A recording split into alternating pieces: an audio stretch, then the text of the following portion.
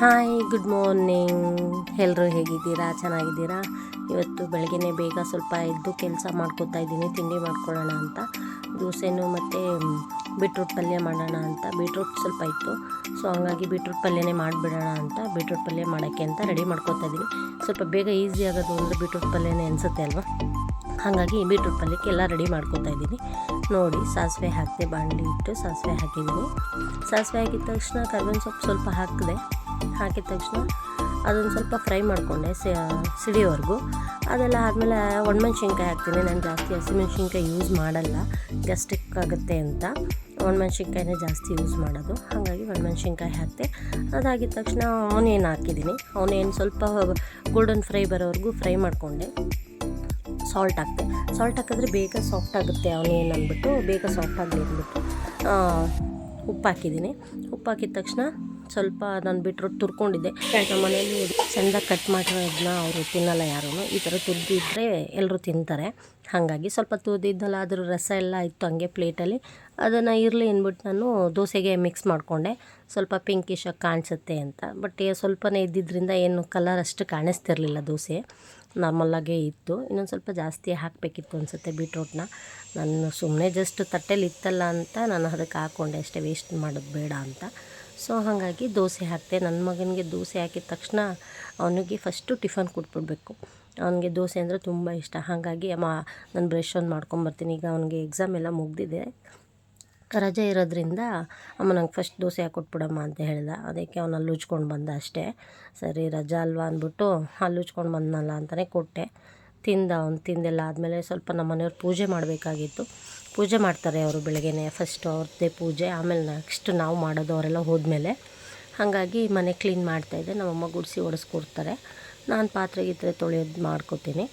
ನಮ್ಮಮ್ಮ ಗುಡಿಸೆಲ್ಲ ಒರೆಸ್ಕೊಟ್ರು. ನಾನು ಅದನ್ನು ಐಟಮ್ಸ್ನೆಲ್ಲ ಎತ್ತಿ ಇಟ್ಟಿರ್ತೀನಲ್ವ, ಮತ್ತು ಅದನ್ನೆಲ್ಲ ಜೋಡಿಸ್ತಾ ಇದ್ದೆ. ಮ್ಯಾಟೆಲ್ಲ ಹಾಸಿ ಟೀಪಾಯ್ ಎಲ್ಲ ಇಟ್ಟು ಮಾಡ್ತಿದ್ದೆ.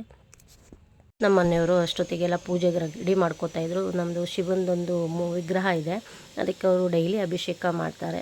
ಹಾಗಾಗಿ ಅವ್ರದ್ದು ಪೂಜೆ ಮಾಡೋದಷ್ಟೊತ್ತಿಗೆ 1.5 hour 2 hours ಆಗೇ ಹೋಗ್ಬಿಡುತ್ತೆ. ಅವರಿಗೆಲ್ಲ ನಾನು ರೆಡಿ ಮಾಡಿಕೊಟ್ಟಿರ್ತೀನಿ, ಅವರು ಪೂಜೆ ಮಾಡ್ಕೋತಾರೆ. ಈಗ ಎಲ್ಲ ಹೂವನ್ನೆಲ್ಲ ತೆಗ್ದು ಅವ್ರ ಅಭಿಷೇಕನೆಲ್ಲ ಮಾಡ್ತಿದ್ರೆ ಅದು ಸರಿಯಾಗಿ ವಿಡಿಯೋ ಕಾಣಿಸ್ತಿಲ್ಲ. ನಾನು ಸುಮ್ಮನೆ ಅವ್ರು ಬೇಡ ಅಂತಿದ್ರು, ಹಂಗೂ ನಾನೇ ಸ್ವಲ್ಪ ಹಂಗೆ ಮಾಡಿದೆ. ಸೊ ಹಾಗಾಗಿ ಅವ್ರು ಪೂಜೆ ಮಾಡ್ತಾಯಿದ್ರು. ಪೂಜೆ ಎಲ್ಲ ಮುಗಿಸ್ಕೊಂಡ್ರು ಅವರು.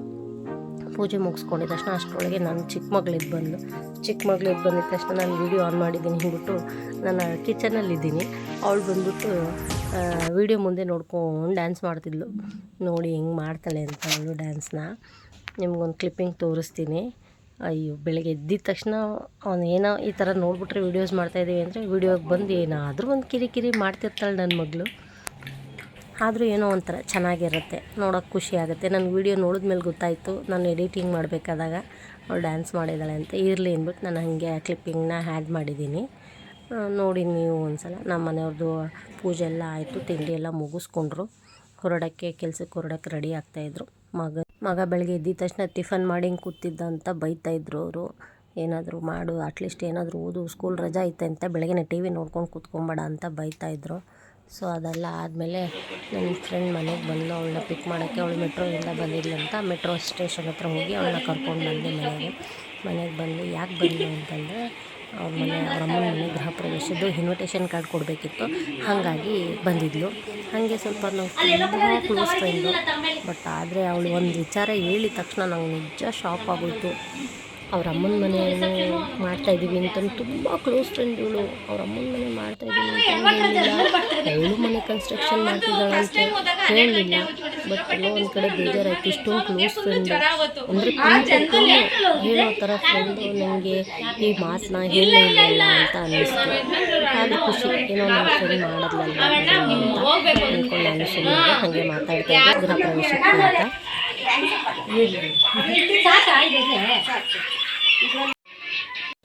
ಏನೋ ಕುಕ್ಕರ್ ಕೂಗಿಸ್ಕೋಬೇಕು ಅಂತ ಹೇಳಿ ಕುಕ್ಕರ್ನ ಕೂಗಿಸ್ಕೊಂಡು ಹೋದರು.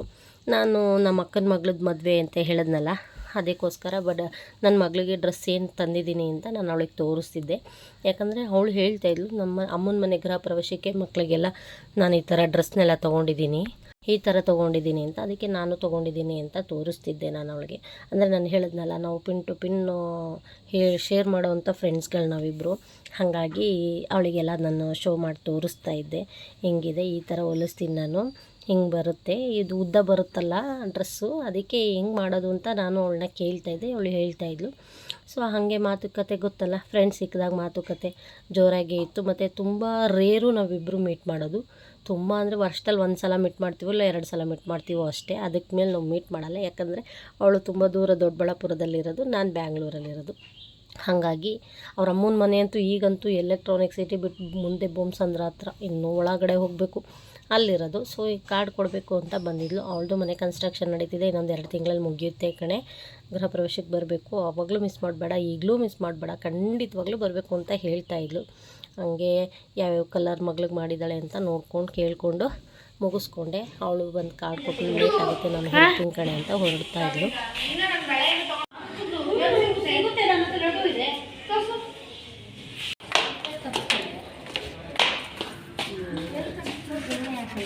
ಹಾಕ್ತೀನಿ, ತುಂಬ ಸ್ವೀಟೆಸ್ ಆಗ್ಬಿಟ್ಟಿದೆ. ಇಷ್ಟು ಏನು ವೇಸ್ಟ್, ಅದಕ್ಕೆ ಬೇಗ ಬೆಳೆಯಲ್ಲ.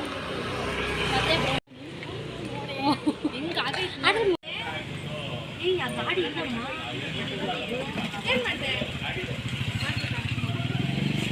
ಅವಳನ್ನ ಮೆಟ್ರೋ ಸ್ಟೇಷನಿಗೆ ಡ್ರಾಪ್ ಮಾಡಿ ಬಂದಿದ್ದ ತಕ್ಷಣ ಮನೇಲಿ ಪಾತ್ರೆ ತೊಳೆಯೋದಿತ್ತು, ಟಿಫನೆಲ್ಲ ಮಾಡಿದ್ವಲ್ಲ.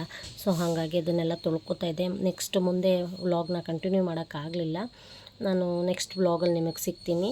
ಅಲ್ಲಿವರೆಗೂ thank you for watching. See you the next vlog. Please subscribe ಮಾಡ್ಕೊಂಡು ನೋಡಿ. ನಿಮ್ಮ ವಿಡಿಯೋ ಇಷ್ಟ ಆದರೆ ಲೈಕ್ ಮಾಡಿ, ಕಮೆಂಟ್ ಮಾಡಿ, ಶೇರ್ ಮಾಡಿ. Thank you so much.